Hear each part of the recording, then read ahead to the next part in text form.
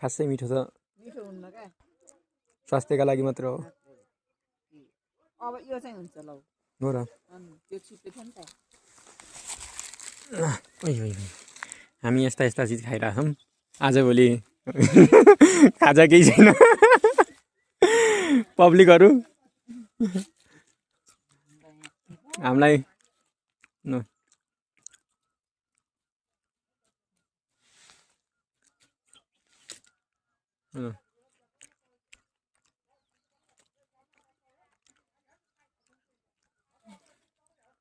बिस्तारै पुरै हेल्पपोस सफा हुनेवाला छ यहाँ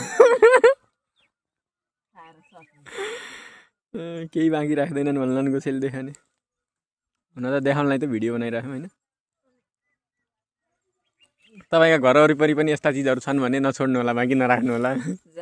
ए बा यो त घोच्छ होला रोक्नु ल ल यो त मेरो उनीका लागि हो क्या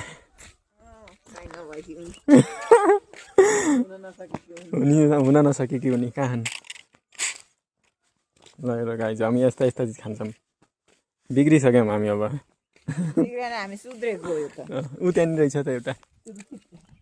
फुलेको त्यसको फुल खानुहुन्न फुल त कहाँ खान सकिन्छ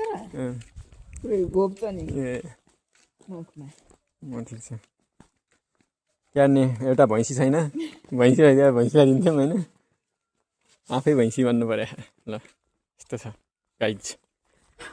आफै भैँसी भनेर के हामीले खान लाग्यो हो त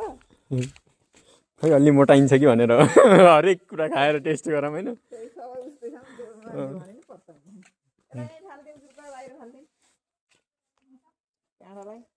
ल दिदी गणेशले भोलि फोन गर्न आउला नै आइतबार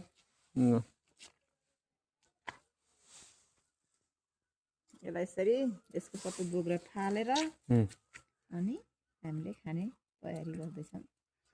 तर यसलाई के भन्छन् त्यो चाहिँ थाहा छैन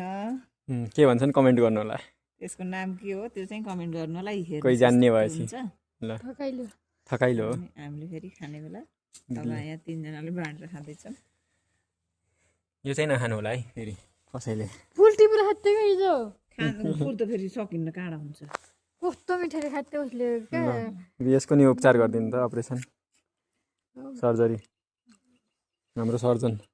दिदी